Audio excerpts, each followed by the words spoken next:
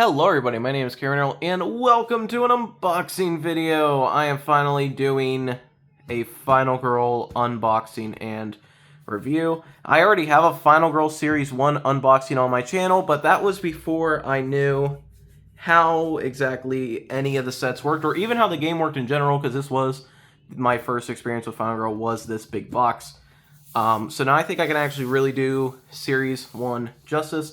This is what started it all. I love Final Girl. It's easily become a top 5 or a top 10, maybe even a top 5 game for me. And I just really want to do the unboxing justice. So as you see, this is covering the big box. This comes with the, what was it called? The Happy Trails Homicide. I'm pretty sure it's called. Wrath of the Gods, I think it's called. But and it basically comes with Hans the Butcher and Camp Happy Trails, Poltergeist and Creech Manor, Enkinyamba and the Sacred Groves, Geppetto and the Carnival of Blood, and Dr. Fright and Maple Lane, and it also comes with the vignette of Terror from Above. This big box will also come with the game mats, and it will also come with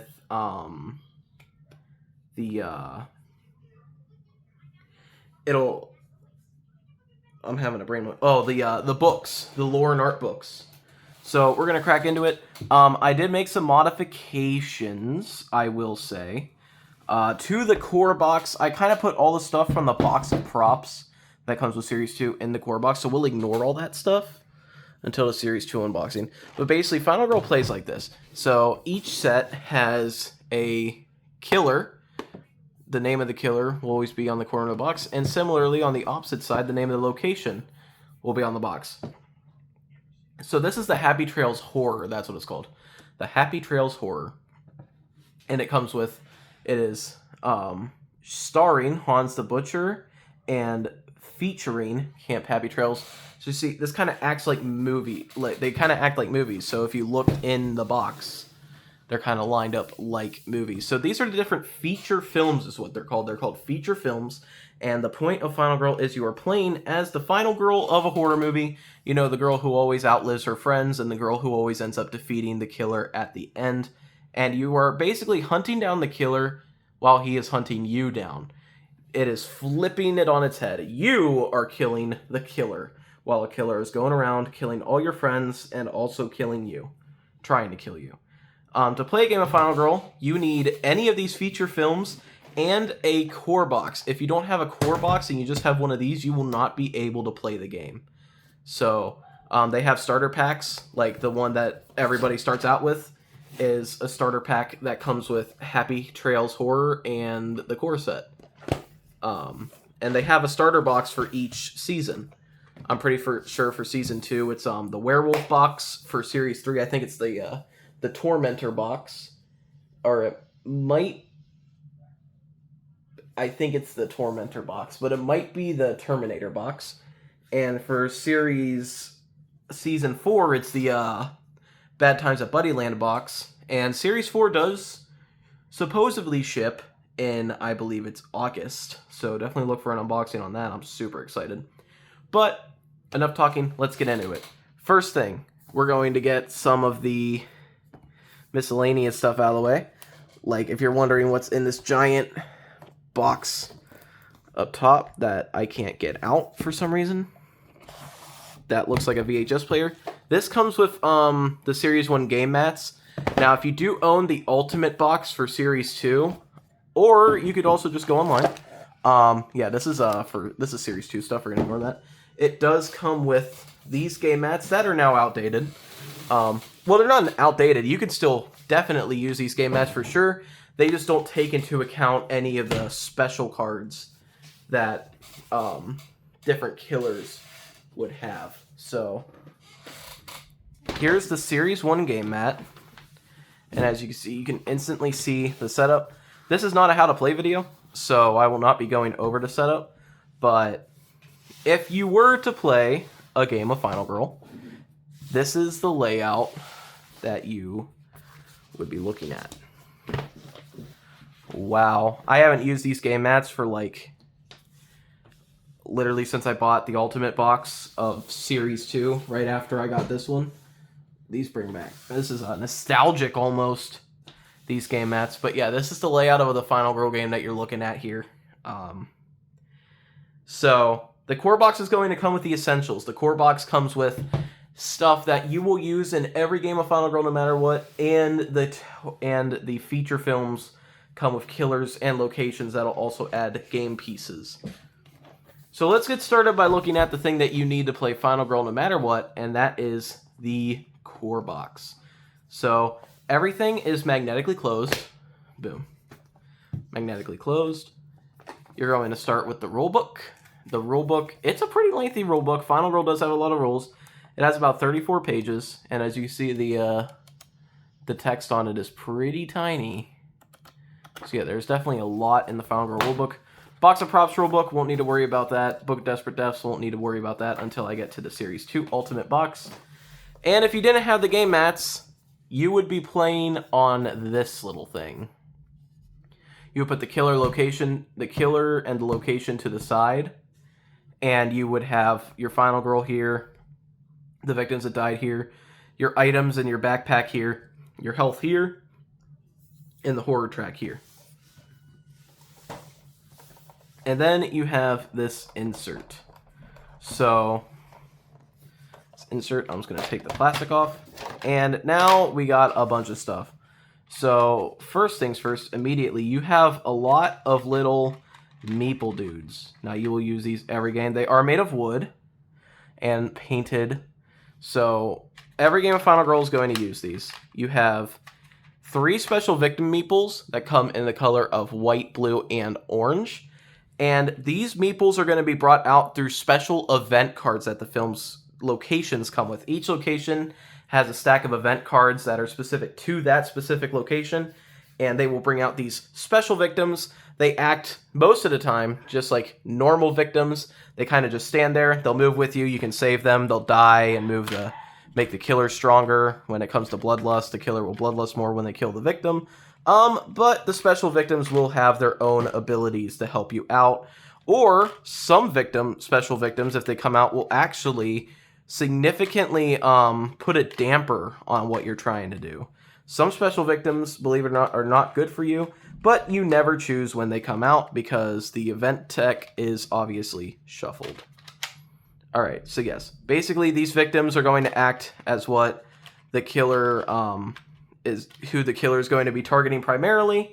Instead of you, he or she or they are going to be going after these victims instead.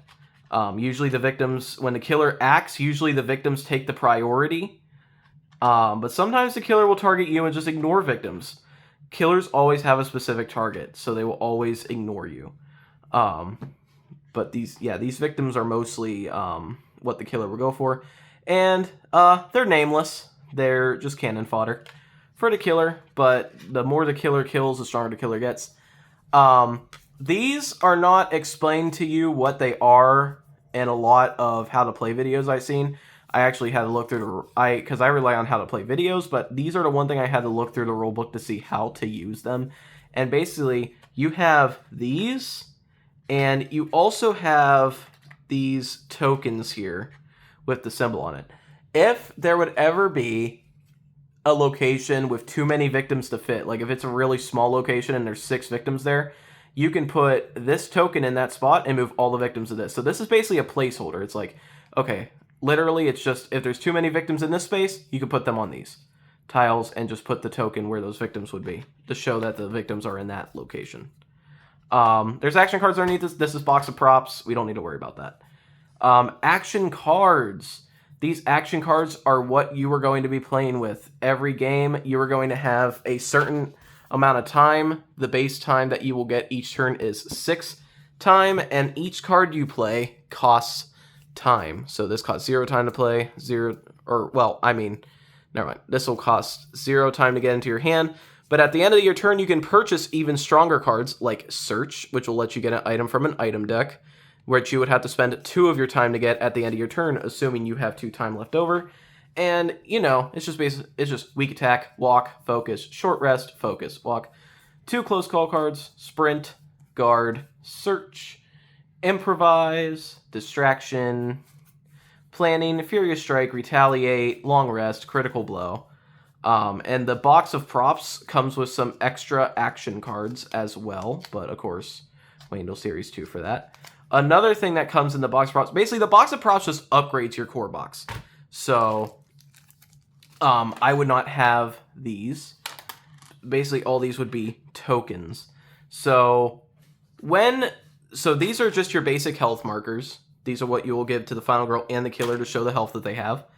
These are the final health markers. Just a second. Oh, I'm sorry. Excuse me. I couldn't hold that one in. So basically, before each game, you will shuffle each of these black final health tokens face down. And you will give random one to the final girl and the killer, or killers, depending on what killer you're going against. A few killers are actually multiple killers that you're going against. And if they would die, before removing their final health, you would flip it over. And if it had a heart on it, you would give them a white token plus the amount of health that they gained. So if they drew the single heart, they would just have this health, which means they came back from the dead. But if they had a 2, you would put that white token and 1 heart. Or if they had a 3, you would put that white token and 2 hearts. So basically, you killed them, but they came back from the dead for one last scare. And yeah, that's how health tokens work. And it works for both you and the killer. When you or the killer get down to 1 health, or if you're both down to 1 health, you get an extra dice, the adrenaline rush. You get an adrenaline dice. You can roll an extra dice if you and or the killer are on their last health. But yes, in the core box for Series 1, in the basic core box, you were just going to get these tokens. I will show you what the box of props does upgrade. First things first is, if you don't have the miniatures for any of... If you do not have the miniatures for any of the characters, you will be using these. You'll be using the red meeple as the final girl, or the pink meeple as the final girl, and the red meeple as the killer if you don't have the miniatures.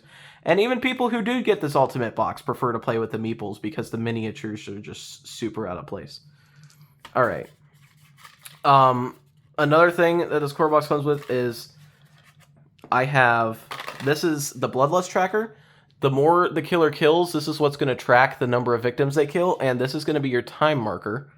But if you get the box of props, it actually comes with upgraded 3D hourglass and a Bloodlust token that looks more like the Bloodlust symbol. You're also going to get these dice. These dice are what you're going to be rolling to do actions. And the box of props upgrades the cardboard health tokens for these really nice plastic ones. But yeah, and also there's these. If an item has a certain number of times you can use it, or if a card in general has a certain number of times you can use it, or if you need to track something, these are what you'll use to track it. These are little tracking tokens. And also, there is supposed to be an extra meeple guy, isn't there? Yeah, where'd he go? Supposed to have an extra meeple guy for the horror track, right? I believe so. Huh, where did he go? That's weird. Okay. I am missing a piece. I think I might have just accidentally put it away in a box. But, yeah, actually, you're supposed to get 2 red killer meeples because you're supposed to use one of them as the tracker on the horror track, which will determine the number of dice you use. If you're in green, you roll 3 dice for a card. If you're in the white, you'll roll 2 dice, and if you're in the 1, you'll roll 1 dice. But yeah, I'm supposed to have 2 of them, and I don't know where the second one went. That's really weird. But yeah, I think I might have just left that in another box because I never used those meeples really. And yeah, that's it for the core box. Not going to spend too long on the core box, but basically these are the essentials. You will be using these. You will be using this core box every game of Final Girl you play. But let's get into the actually exciting stuff, and that is the feature films. So Series 1 consists of 5 feature films, just like all the other ones. Well, actually, that's a lie. But we're going to start off with the beginner set, the one everybody should start off with, the recommended one to start off with, Happy Trails Horror. Now, this comes with Laurie, Ryko as your final girls, Hans the Butcher as your killer, and Camp Happy Trails as your location. Now, this takes obvious inspiration from, like, Friday the 13th and Halloween. It's a big brooding killer, and the map is a camp. Super cool. Now, when it comes to Final Girl, even after owning every Final Girl set besides the Series 4 one, the ones besides the Series 4 ones, the Final Girl set that I always think about when I think of Final Girl is Happy Trails Horror. This is by far the Final Girl. Hans and his location. Almost every other killer in location has special rules, but Hans and the camp location do not have any special rules. Each killer and location are going to come with this little white paper, and it's basically going to tell you what the special rules are in the special setup. Hans nor the camp come with any special rules. This is the definitive Final Girl experience, is this set. Just plain, basic, no rules, Final Girl. And the thing is, Hans isn't even the easiest killer to win against. You think he would be without, because of not having any rules or whatsoever. But no, he's actually pretty tough to beat. But as you see, if you want to play Camp Happy Trails, the box is magnetically sealed. And you kind of just take it off. Boom. There's your camp. There's your killer. You set it up. And then everything you need for that location or killer will be right in here. So, taking a look at Camp Happy Trails and Hans the Butcher. Let's start with Hans the Butcher first. So, first thing you're going to see is you're going to see these up here. So that's going to be Hans' starting health. He has a 12 health, which is a lot. These are the number of minor dark power cards. Throughout the game, every turn at the end of every one of your turns, you're going to be drawing what's called a terror card. And those terror cards are going to be both for the location and the killer. You're going to shuffle their decks together and deal 10 out. But they can also hold these minor dark powers. These are going to give the killer some extra health and an extra little ability to add to their arsenal. So minor dark powers are really bad. This shows how many minor dark powers Hans himself can wield. This is his Bloodlust track. Every victim he kills, the Bloodlust track is going to go up, and it's going to start doing stuff. But let's get into Hans. He is the most basic killer with no special rules. Let's take a look at his miniature if possible. Let me see if I can get this to focus. There's Hans the Butcher. There are alternate miniatures that I do not have. I don't have any of the alternate miniatures. So, we're just kind of take a look. So, you're going to shuffle his 4 finale cards, and you're going to shuffle his 4 dark power cards, and you're going to deal 1 randomly down. And you're going to do this for every killer, unless the rules state not to, basically. And you're going to place them here. When his Bloodlust track will reach the thing that says dark power, you'll take his dark power card, and you'll flip it over. And this is the bad one. If it's super bloody around the rim of the card, that means that is his epic dark power. But all the other ones are just normal dark power cards that all do different things. He has Sledgehammer Massacre, Dark Obsession, Feed, Blood Frenzy. I'll just kind of hold these up to the camera if you want to read them.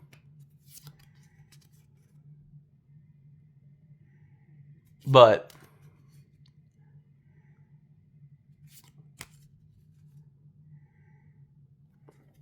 that's all dark power cards. And then when you would draw the final card of the terror deck, you instantly flip the finale card over. And this is when the final battle starts. As you see, this is what the killer action is going to be. This is what he's going to do before drawing a terror card. And then when you flip it over, as you see, it actually changes. And This is Bloodbath. This one doesn't have an ability, but some finales do have abilities, like Darker, Darker, and Darkest. But yeah.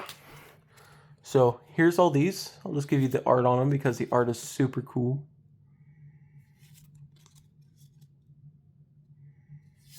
I love the vibe of Hans the Butcher. He's just so cool.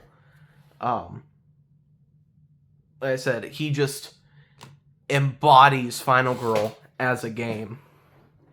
And then these are the tarot cards. So every killer has a stack of tarot cards, and every location has a smaller stack of tarot cards. And what you'll do is you'll shuffle both the decks together, and then you will deal 10 out to build the terror deck. I think I counted these right. I didn't really count until like halfway through. 7, 8, 9, 10. I did count them right. Nice. You'll deal 10 out, and then at the end of each of your turns, you'll draw one like that. I got a minor dark power. I'll put that there. That'll add 2 health to them.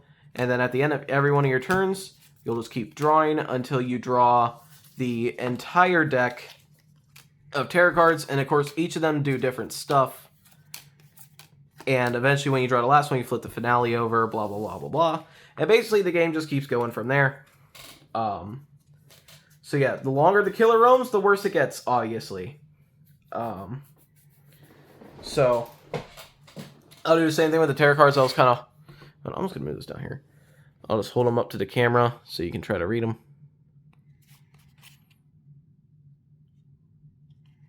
And each tarot card is also going to be shown by the symbol. So this is the symbol for Hans the Butcher. I'm holding them over here because my tripod's in the center of my camera. Or in the center of my phone, so I can't see under it.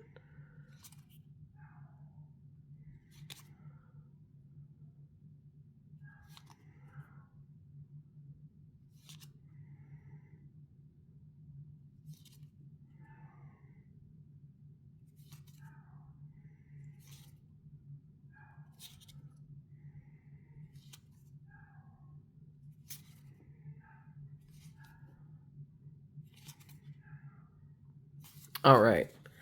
And then that is literally Hans the Butcher. And of course I'm going to try to, because I've played all these sets, I do want to try to review them, obviously. When it comes to Hans the Butcher, he gets a solid, I'm going to give him a solid 8 out of 10. He is as basic as they come. Absolutely. And that is not at all a bad thing. He is the perfect starting killer, and he still offers a challenge that can equal so many other killers in the game. Because, don't get me wrong, don't do what I did. Do not jump in the Final Girl expecting to win all the time. This game is hard. Most of your games, you are going to lose. I'm telling you right now. Unless you're absolutely just like phenomenal at strategy, you are going to lose. All right, and then finally for this set, we also have Camp Happy Trails, and this is just a feel-good location. You know, it's the classic camp location. Where can you go wrong with it? Obviously. So the camp is going to come with, while the killer comes with their stuff, the camp is going to come with these setup cards. These will show you, well, the location. Excuse me. The locations will come with the setup cards. These are going to show you how exactly you're going to set up. It's going to have the exact layout of the board. Going to tell you where to place the victims. Going to tell you where to place the Final Girl. It's even going to tell you where to place the killer. Yeah, you'll randomly get one of those setup cards, and each of them have their own funny little names, like Treasure Hunt, Capture the Flag, Meditation Hour, The Bonfire, Skinny Dipping. And then these are the event cards. These will do different things, such as the Girlfriend Special Victim. And I'll put each of these up to the camera so you can read them. Vengeance. Star-Crossed Lovers. Death Wish.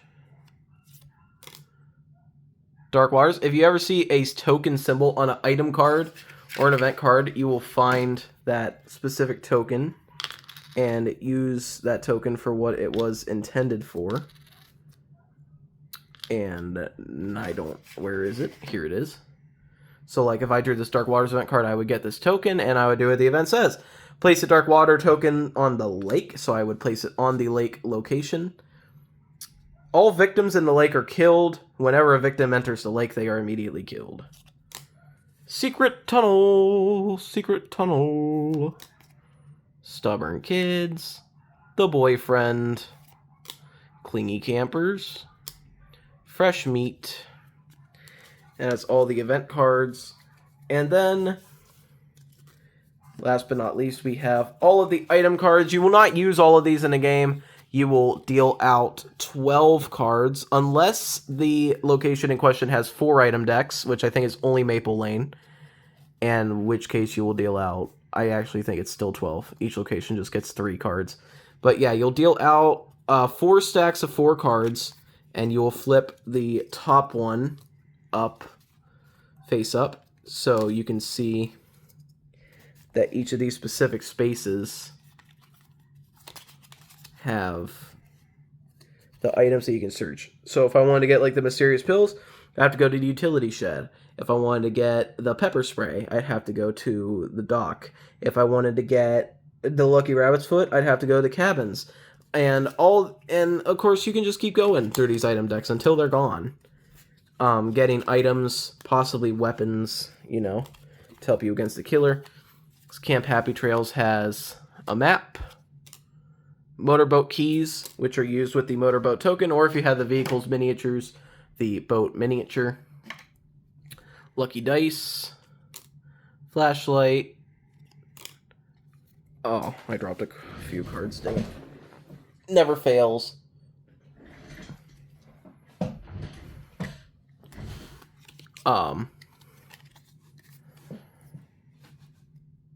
Fireworks, aluminum bats, first aid kits, a knife, trash can lid, lucky rabbit's foot, old revolver, axe, energy drink, pepper spray, bear trap, whistle, archery bow, mysterious pills.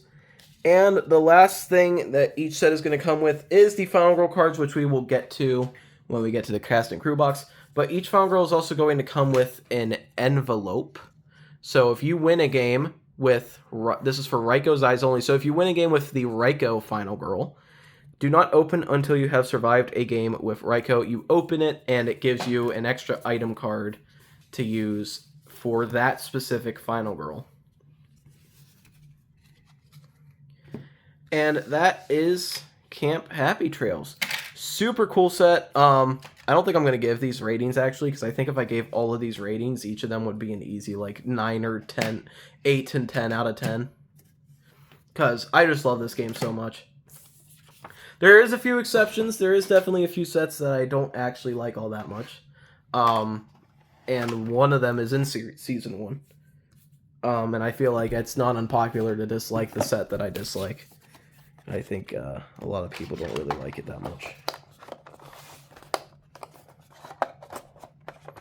Alright, Camp Happy Trails is going away. And whenever you're done, you put all the stuff for that location or killer back in its respective box. And you go, boom, it is closed. Flip it over, do the exact same thing. Boom. Boom. And of course you can mix and match all these sets. If I wanted to use Hans the Butcher in Creech Manor, I would go boom, bring out Creech Manor. Take this set, boom, bring out Hans the Butcher, boom. Now I got Hans the Butcher in Creech Manor instead of at Camp Happy Trails. You can mix and match any of these sets, and of course, all combos are unique. Alright, we got our next set here. This set I think is actually really underrated because I hear a lot of people kind of dog on this set, but I actually really like the concept of this set. So this is The Haunting of Creech Manor, and it is starring the Poltergeist and featuring Creech Manor. So the Creech Manor is obviously a big mansion location, and the Poltergeist takes a unique spin because she cannot be damaged. She has no health bar. Instead, oh, why did I do that? I knew what I was doing, and I still did it anyway. So while Creech Manor isn't the most unique location, the Poltergeist is a very unique killer. So when you are going against the Poltergeist, you are obviously not going to be able to damage her. You are actually going to shuffle this little girl named Carolyn. So, got her miniature here. But you actually, the killer themselves comes with, come on, get out of the box, bro. The killer themselves is going, she landed, that's kind of funny. The killer herself actually comes with 2 item cards. It comes with Carolyn and her little doll, Mr. Floppy. Now, obviously, these are based off the horror films Poltergeist. God rest that little girl's soul. I feel so bad for her. She was phenomenal in these movies. But Carolyn, so she and Mr. Floppy are going to replace 2 of the item cards that you would typically deal out from the location of whatever location you're using, and you are going to shuffle them in, and you are going to have to go through those item decks to find Carolyn. You don't actually need to find Mr. Floppy, but he is useful. But Carolyn is who you're going to find, and Carolyn is going to stick by your side. She cannot be killed or discarded for any reason. You cannot place her in your book bag. So, basically, she's just going to follow you like a normal victim. And what you have to do is you have to escape with her to beat the Poltergeist. So, the Poltergeist takes a unique spin. Since you don't damage her, you actually just have to keep searching through the location's item decks, the location that you're using to find Carolyn. And this is where a lot of people don't like the killer, because she's very fast. She's very fast, very angry. She kills victims very quickly. And she's super luck based. I've literally won a game of Final Girl in 2 turns. Like, I think that's the quickest you can win Final Girl, period, because I spawned, I forget what location I was playing, but I spawned next to search location, searched there. My second turn instantly got Carolyn and moved to an escape space and managed to get Carolyn out almost immediately. Took literally no sweat to beat the Poltergeist. But most of the time the Poltergeist does destroy me because my luck is just garbage. And here's the Poltergeist miniature. Now these miniatures are really tiny, so I don't know how well the camera is going to focus on all of them. You see, she's very angry. Alright, let's see what her Dark Power cards like. Invisible Barrier. Stiff Wind. Eternal Despair. Forgetting something. And then her finale cards are Demonic Possession,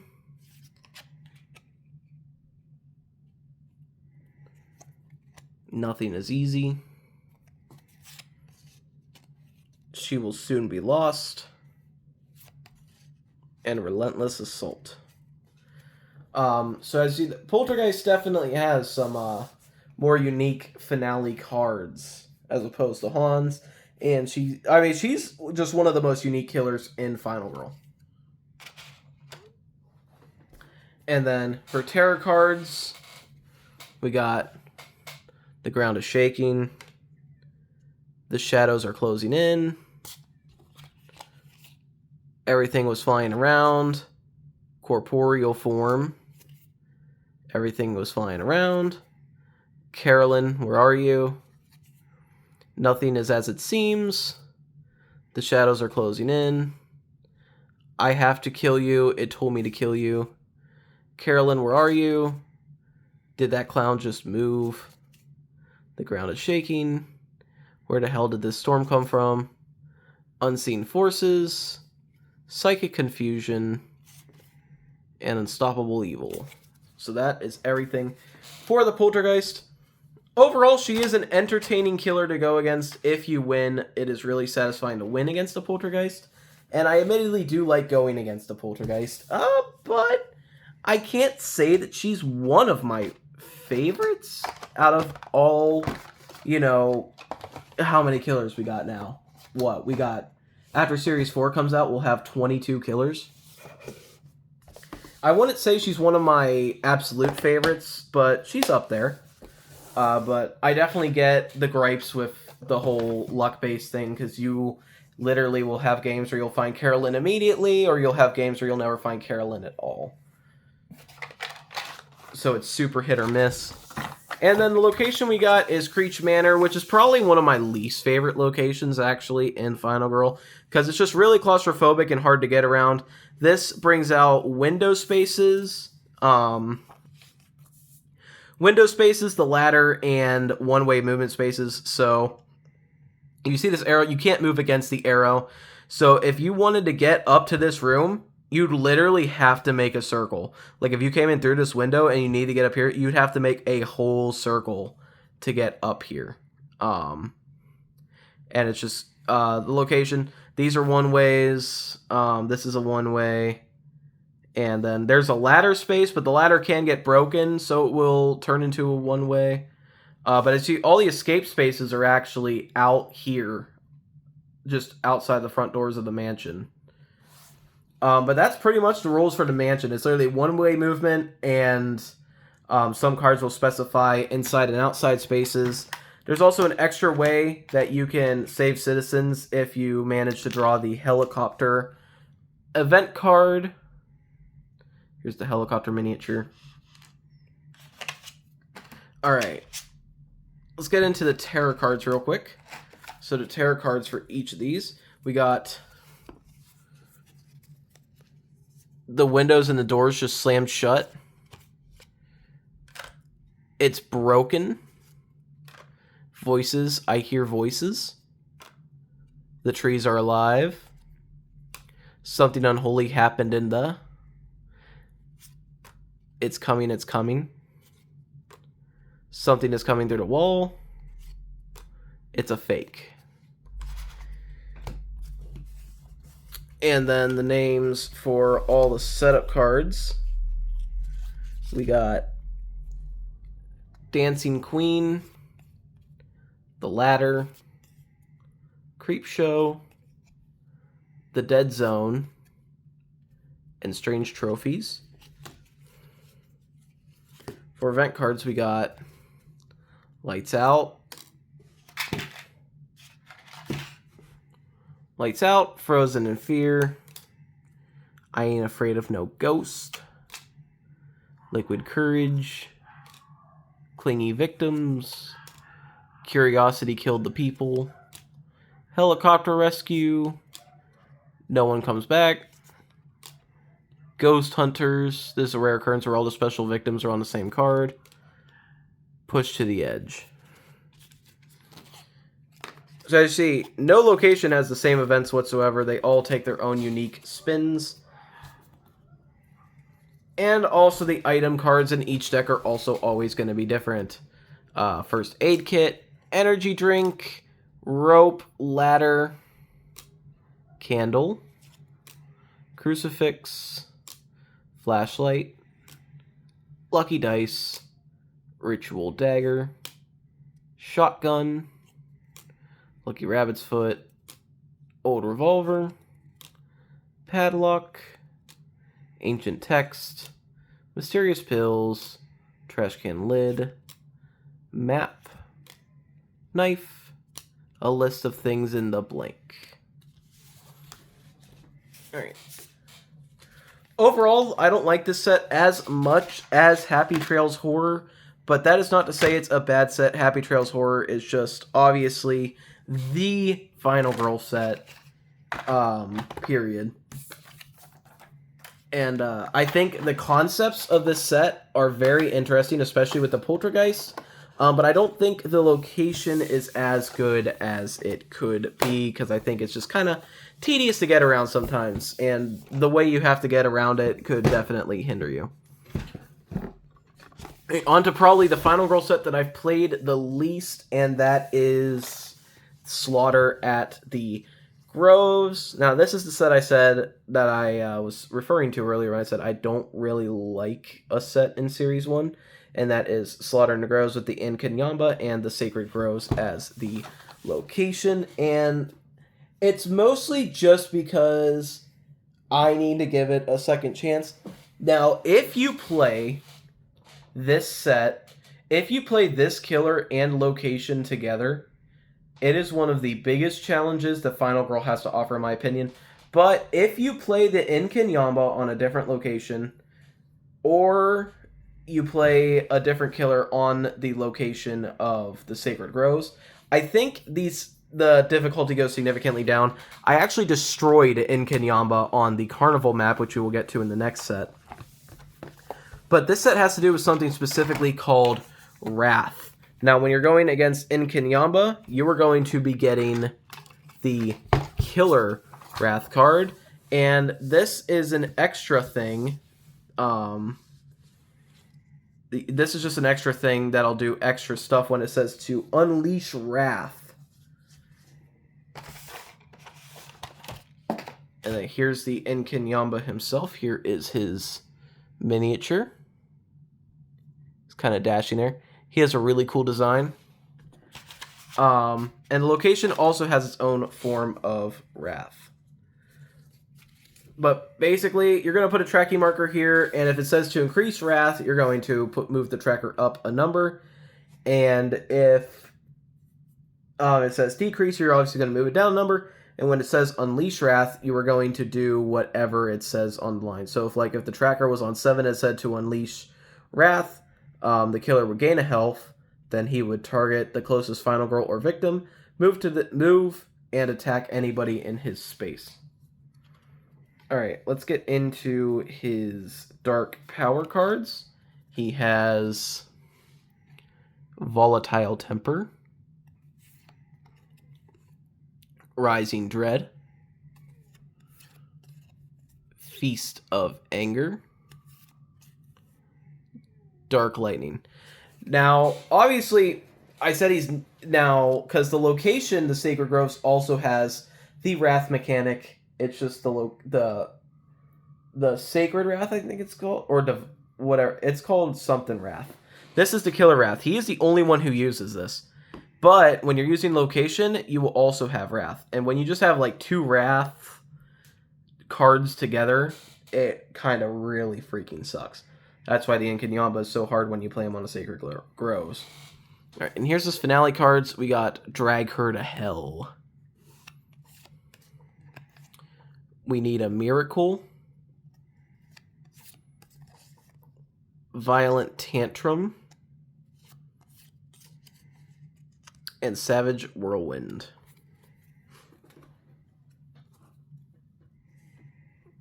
Alright. And finally, for his tarot cards, we got Punishment or Mercy. He's coming and there's nothing we can do. Outrageaholic. Fickle Temper.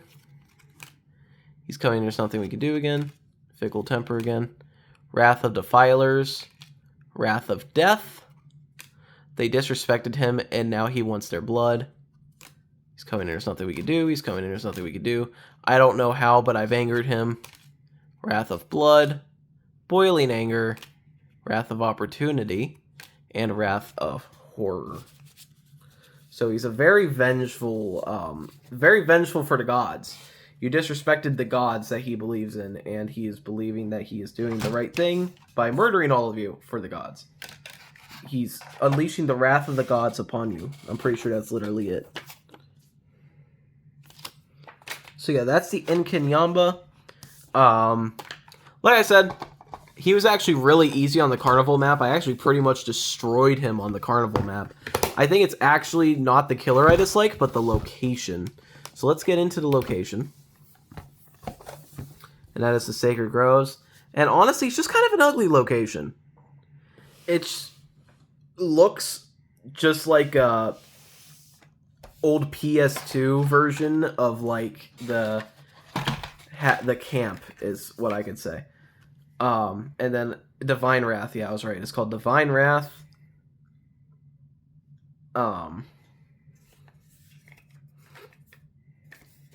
And also when you use this location, you're going to add this on to the special action that the killer is.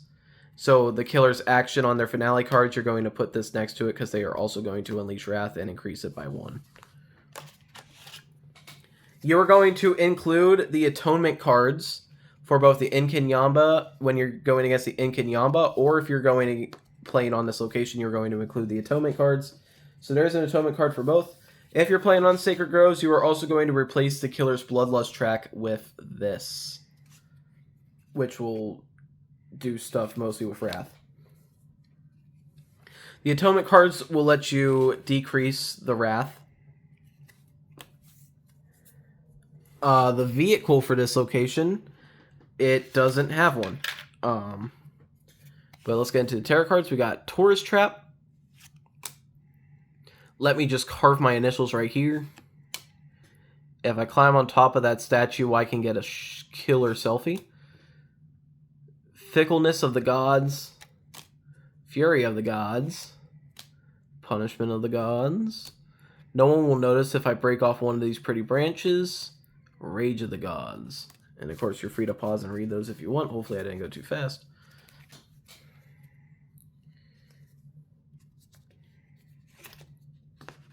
And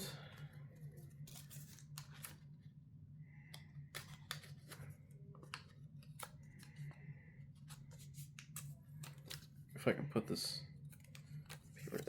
I don't really need this actually. I'll just throw this away. A little trash bag over here. Alright, setup cards. Name of the setup cards are... Oh, and also has something with these red locations. A lot of cards are going to reference these red locations here. Those are, I forget what exactly they're called. What are they called? Sacred Spaces. Alright. Worship Service. Mobotaurus.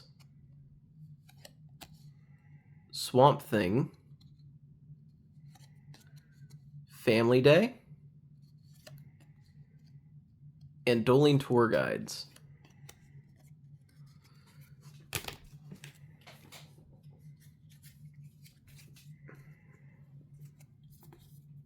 The event cards here are the Tour Guide Special Victim, Unholy Bloodshed, Fire and Brimstone,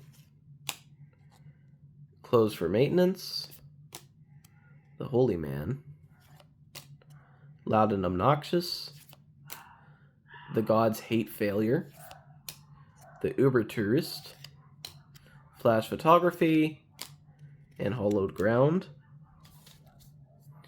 And the item cards, we got Aluminum Bat, Whip,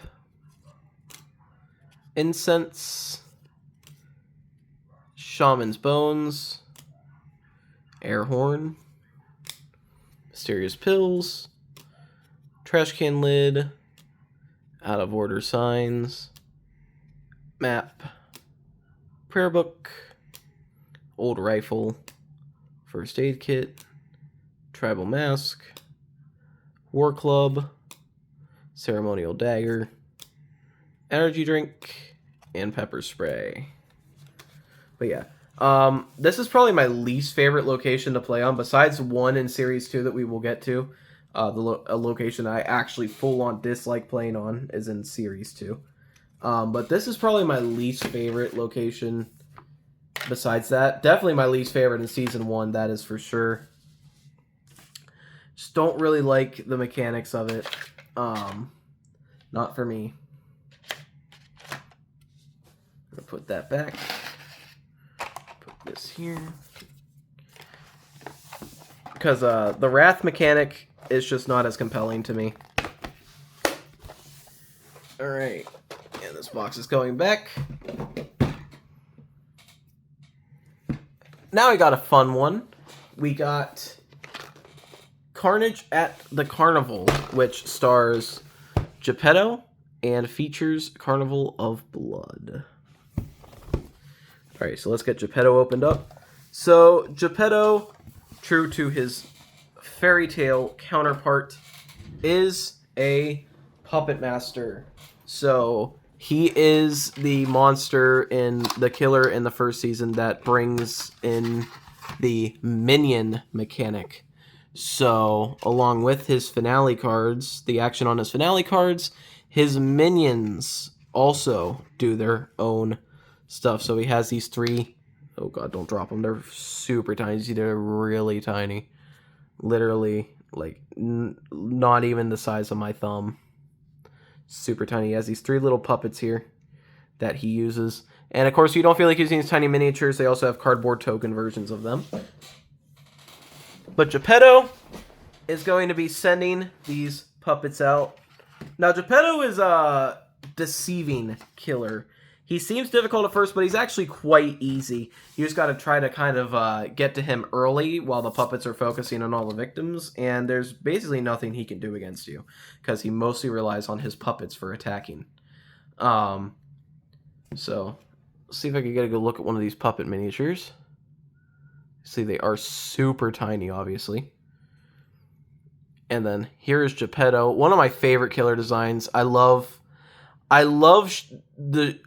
characters in showman getup, and Geppetto is definitely a really good sign of representation of showmanship.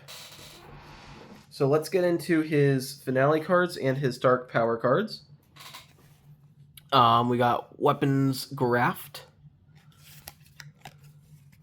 Massive Abominations, Join the Family. That's another thing. He also turns people into his puppets. And Immortal Master. And then for his finale cards, we got I Made Your Friends, Puppet Bombs, No Strings Attached, and Remember Them. Now, he also has this puppet card. So all the puppets are going to start the game. They only have 1 health. They have movement equal to the killer's, Geppetto's movement, and 1 attack. They do 1 damage. And they're all going to start in the ready space, and each turn Geppetto is going to spawn 1 puppet. I'm sure some tarot cards also let him spawn puppets. Basically, when you do a damage to a puppet and kill it, it'll go to the exhausted, and then at the end of that killer phase, they'll move to the ready, and at the start of the next killer phase, they will be spawned in. So puppets do not stay gone forever unless you draw the Puppet Bombs finale card, which will make them all explode. So that's the puppet card. And now his tarot cards, we have There Is No Escape, Replacement Parts, Bring Her to Me, Am I a Puppet? You'll Make a Fun New Toy, Dance Puppet, Endless Maddening Laughter, They're Gaining on Me, Make or Break, Dear Lord, Are Those Our Friends? Puppets Everywhere. They're coming from everywhere. They have us completely surrounded. Master Showman. Razor Puppet Strings. Boxed in with nowhere to go. Puppets can also not move 3 or more. I think they can only move like 2 spaces away from Geppetto. And if they were to move away from Geppetto and target a victim still, I'm pretty sure they target Geppetto instead. They don't damage him, they just move back towards him. Because obviously his puppets are hindered by the strings that are attached to them. But I'm going to confidently say that Geppetto is my favorite killer to go against in Series 1. He is super fun, super fascinating concept. Love the little puppet dudes. Love the showman getup and the aesthetic. I always liked carnival aesthetics and horror stuff. And the Carnival of Blood, similarly, is my favorite location in Final Girl Series 1. It might be even my favorite location in the game. It has such a fun vibe to it. The rundown, bloody carnival vibe. And it has death traps. The vehicle for this is a little buggy that you can, or a little go-kart that you can drive. That I have killed Geppetto with, because you can run it into the killer. It is going to have these terror traps that will be brought out with tarot cards. but also you'll be shuffling traps into the item deck. So let's get into the Terror Trap reference card. You can read these, but these are the 3 traps you will find in the Terror deck occasionally, and these are what they will do. Use some time to read that. And here's the Terror cards. Is this a prop? Misty Ambush. It burns, it burns. Where the hell did the blades come from? How can there be so many traps? How did the tiger get loose? Welcome to the greatest show. I'm all wrapped up and I can't get free.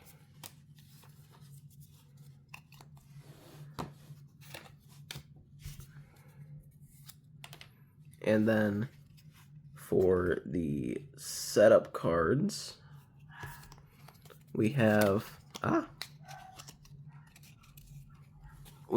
Boxed In. We have No Laughing Matter. Center Stage. Ring Around the Rosie. Late for the Show. And that's all for those.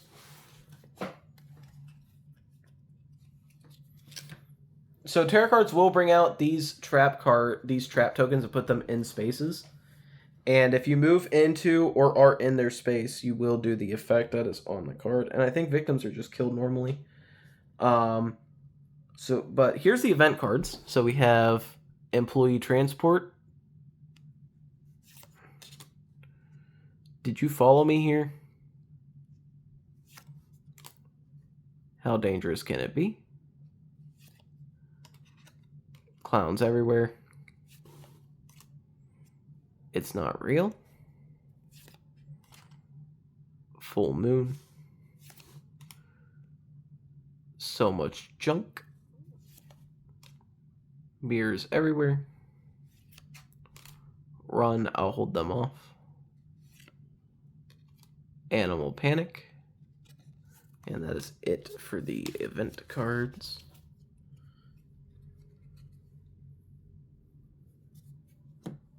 And in each item deck, you will also shuffle one of these 3 traps. You'll shuffle one of them in each item deck before the game starts. We got Knockout Gas Trap,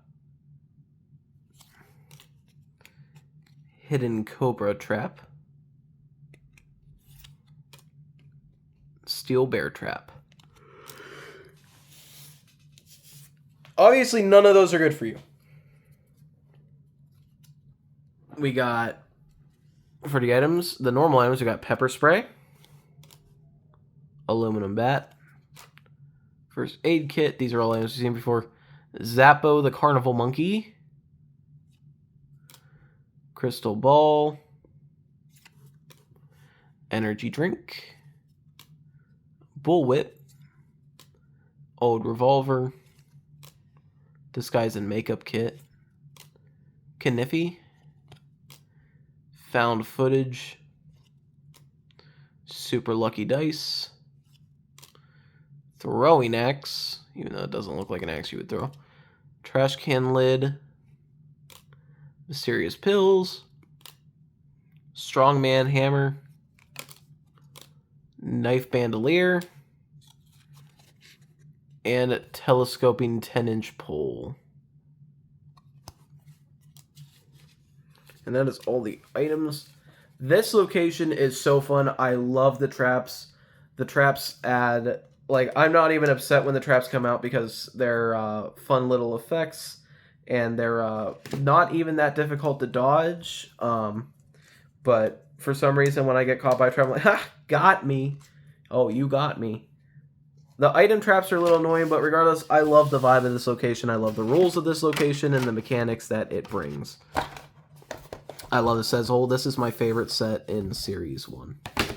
Is the Carnival of Blood. And for our final feature film of Final Girl Series 1, we have...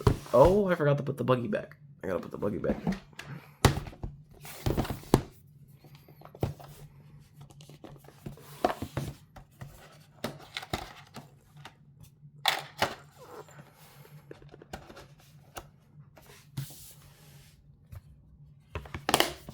There we go.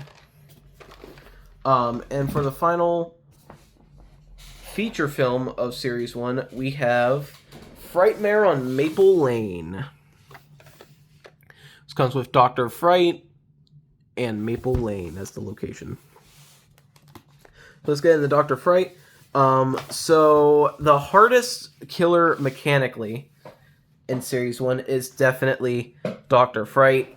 He has the most rules, I'm pretty sure, but he is basically Freddy Krueger. He can only attack you in your dreams. So, here's Dr. Fright in all his frightful glory.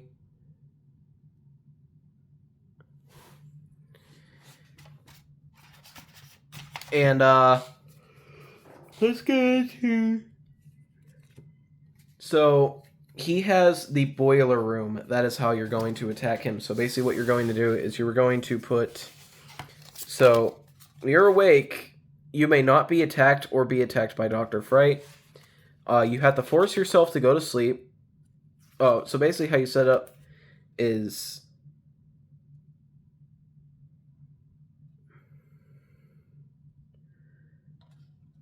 I believe you put this awake card. These face down, put the awake.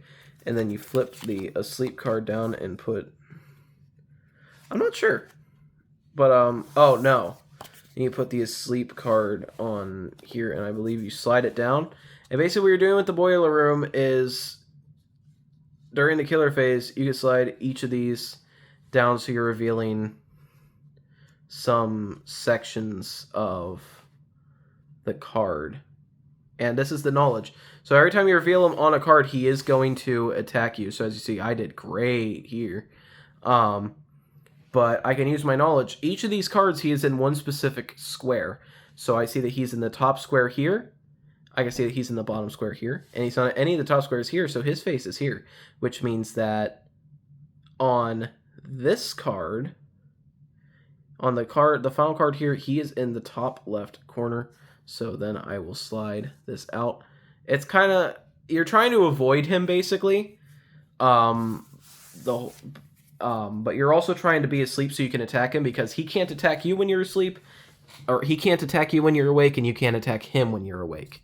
Now, of course, there are some rules, like his finale cards, that will let him attack you while you're... That'll, like, put him into your world.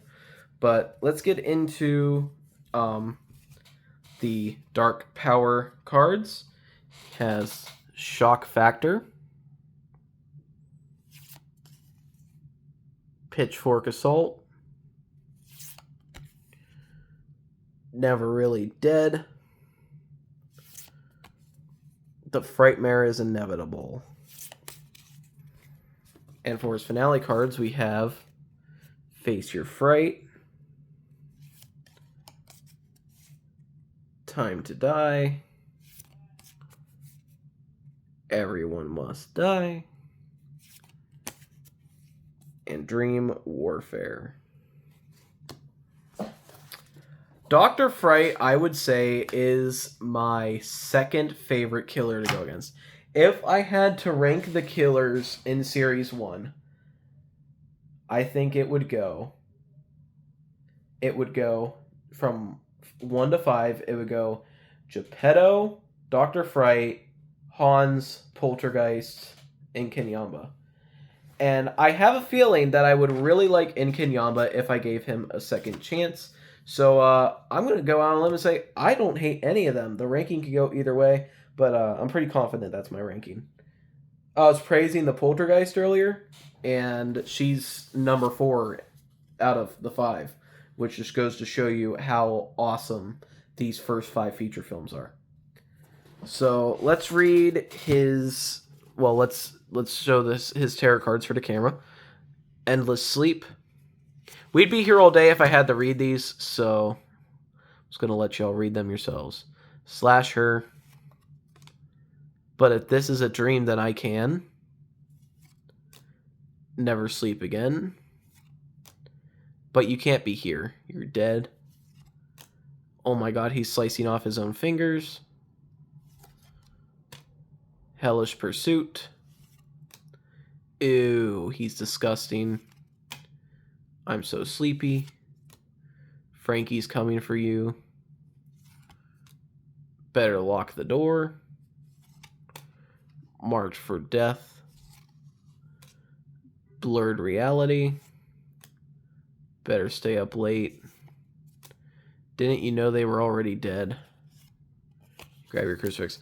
I'm surprised there's not a You're in My World Now reference. Unless there is and I just missed it. But yeah, that's Dr. Fright. A lot of people, he's actually a pretty disliked killer, I found, in Final Girl. A lot of people don't like the boiler room mechanic, and I definitely get that. The way you have to slide the cards is not really well thought out, but I can get over it because I think the boiler room mechanic in itself is an interesting and unique and fun concept. And for one of my favorite locations, probably, I would say, my third favorite location. I would say if I had to rank the locations from 1 to 5, I would go Carnival of Blood, Camp Happy Trails, Maple Lane, Creech Manor, Sacred Groves. With me not really liking Sacred Groves and Creech Manor all that much. But as you see, this is the box with... This is the location with the 4 item decks. I'm pretty sure to this day, this is the only one that has 4 item decks out of all 22 locations. Now, let's get to why. So as you can see, Maple Lane comes with a lot of tokens. No location, I think, has this many tokens. But the reason why is because you need all these X's. So you have 12 of these X tokens, and basically each item deck is going to have 3 cards in it, and each time you search a house, you'll put an X there, which means you cannot search that house again. That's why there's only 3 cards, because you can only search 3 times. You're going to be needing to persuade people to let you in their house, because they might be scared that you are the killer. And you'll do that with the action card Convince, which will let you enter houses with victims, or you can even have to convince victims to leave their house with you because they're so scared of going outside. Vehicles for this location. This location actually has 2 vehicles. It has a bicycle and a cop car. The cop car is used as an event to save citizens, and I believe the bike is an item card in the item card deck. But that is the main rules for Maple Lane, is you can only search each house once, and you have to convince the people to let you in. And so when you're playing, you will add this card to the action tableau. Let's read the tarot cards. They told us to hide. We are all gonna die. It's too quiet. It came right through the yard. Did you hear what happened on Maple Lane? I said don't look back. They just got hit by a car. Road closed for construction. And then back to they told us to hide. Oh, put all these back.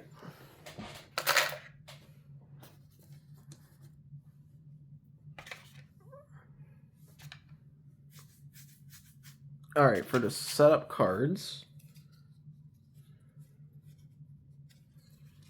we have Block Party, Maple Lane, Revenge, A Quiet Place, Playtime. That's it for that.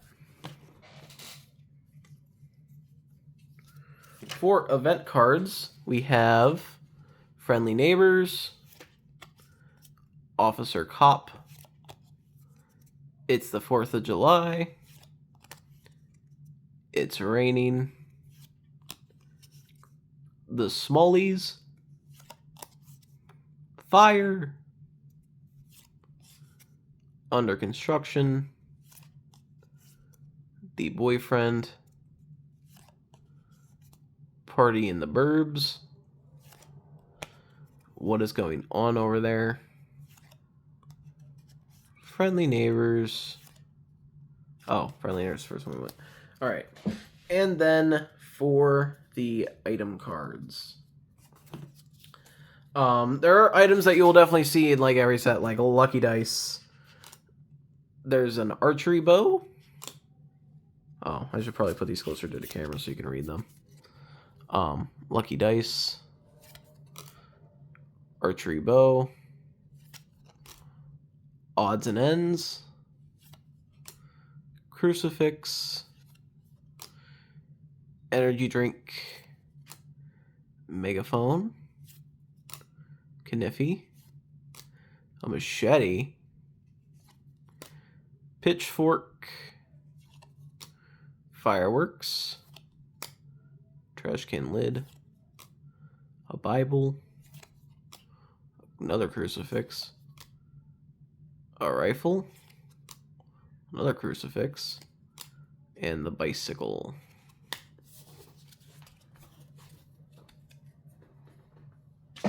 Alright, that is that. Ah.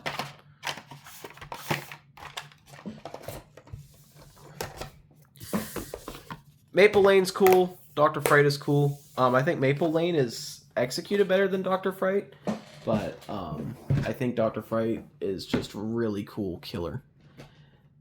Real quick, I'm gonna get the lore and art, the bonus features out of the way, which comes with these are books they come with. So it comes with lore and scenario. It has lore for each location and killer, and it also has lore for each of the final girls. Feature film rulebook. If you don't want to read those little white slips, this also has the rules on bigger pages for all the killers and locations of season 1. And then for each of the locations has gruesome deaths, which comes with segments for each killer, based on where you're playing them. But that's only for season 1 killers and locations of season 1. But that's basically what those do. So basically, whenever a victim would die and you're playing a Series 1 killer on a Series 1 location, you can read how that victim died in that book, which is super, super cool. I love using those. They don't really add anything. They're just like a little quality of life thing. Make your games more engaging. And finally, we have the cast and crew box. So this is where all the final girls have been hiding. I know we're unboxing the final girl sets, and we haven't even talked about any of the girls yet.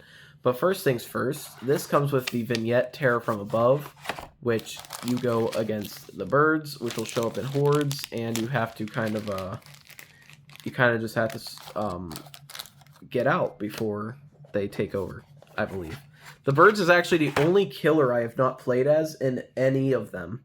I have not played against the birds, so I could not tell you exactly. Don't look at these. Don't look at those. We're not going to go over those. But let's go over each of the final girls. So the first final girl here is we have Raiko. She comes with the Camp Happy Trails horror. The Happy Trails horror.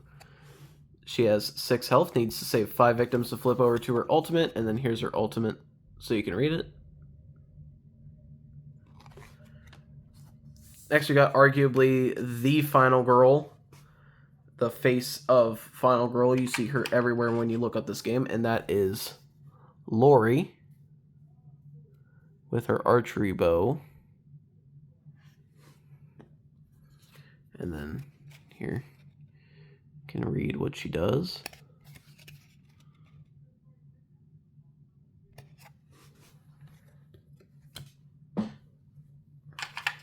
She is the second final girl that comes with the Happy Trails Homicide. Here is Selena. She comes with the Creech Manor set.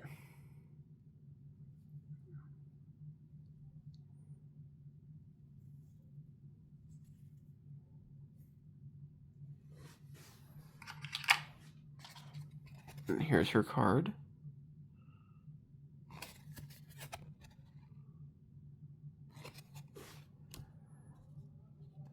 Here's Asami. She comes. She is probably my favorite final girl to play as because of her weapon.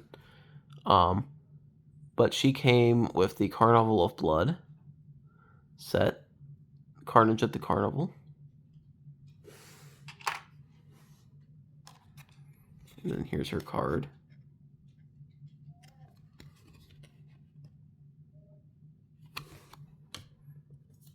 Here's the second final girl for the Creech Manor, the Haunting of Creech Manor, Alice.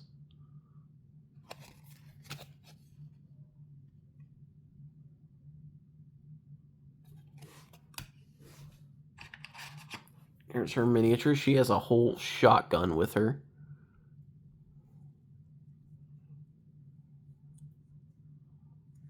Wait, is that her? Wait, no, that's not her. She's out of order. No, that's not her miniature. This is her miniature. They're out of order. I tried to keep them all in order, man. This is her miniature. She still has a shotgun. But, yeah, she's actually supposed to be... These killers, these girls are in the wrong order. I tried to keep them in the order that they are on the miniature tray, and I guess I failed that. So, let's put them back in order, shall we? Alright, here's our actual next final girl we're talking about. Barbara. She's one of the beefiest final girls with a whopping 7 health, which is enough to match some killers.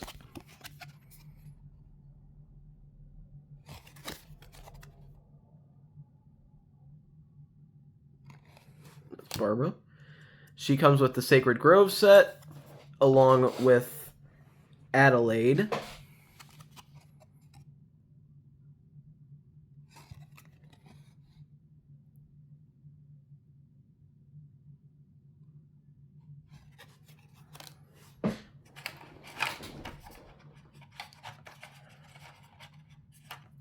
And here is Adelaide's miniature.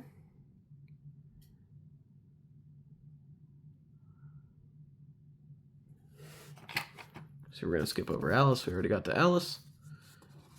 Here is the second girl to come with Carnage at the Carnival, and that is Charlie, the other beefiest, if not the beefiest, final girl.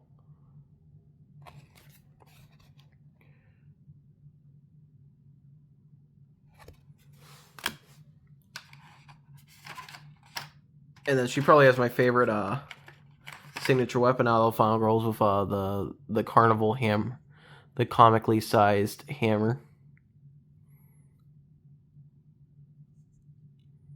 Here's Charlie. Next final girl we have is Melanie. She is the survivor for the vignette. Obviously, that's based off Alfred Hitchcock's The Birds, and she has a striking resemblance to the main chick of that movie. Melanie.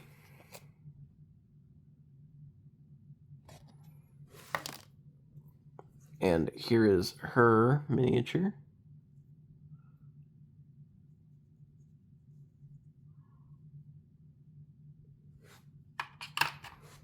And our final two, well, actually technically our final 3, because I have the Promo Paula card. But our Frightmare Maple Lane final girls, we got Nancy.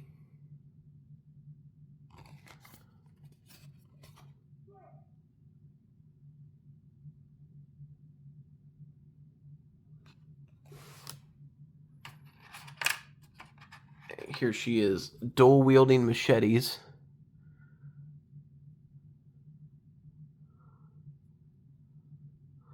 Looks like she's in her pajamas, which makes sense because she does come in the set with the nightmare abusing killer.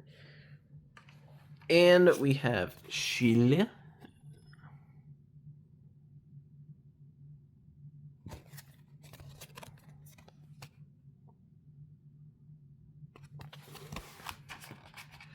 And here's her miniature.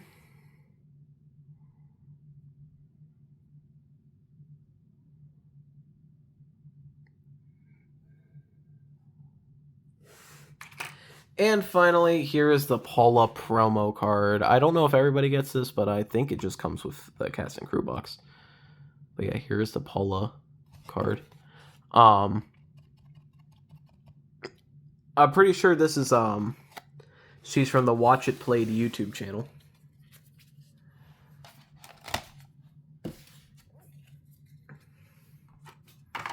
But yeah, that is everything that comes with Final Girls Series 1.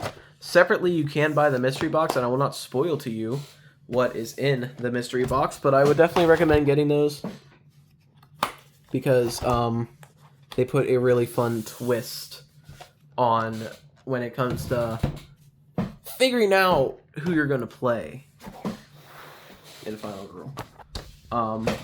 But yeah, I don't know if I'm going to keep... I am in the process of moving. I don't know if I'm going to keep all of the Final Girl sets in the big boxes because just going from box to box does get kind of tedious. But I'm actually thinking I stack them up like movies on a shelf and just kind of put the big ultimate, the big jumbo boxes in storage. But then set them up on like a shelf, the boxes outside of them as like movies, which would be really cool, and it would look really cool on a shelf like that. Because I am getting a gaming room, which is super cool, and it's getting a bigger table than this, which will allow me to record more of what I would like to record. And I forgot to put these away because I suck. I kind of just didn't want to lug the box of props around, so I kind of just stuck everything in one spot.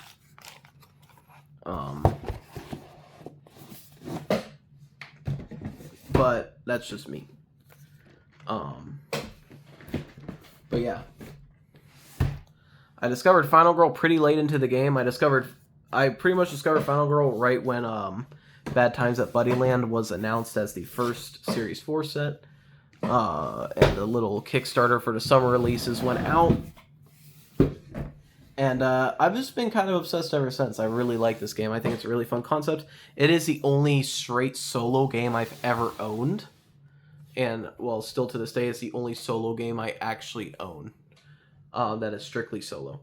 But thank you, everybody, so much for watching. And I'll see you in the next one. Bye-bye.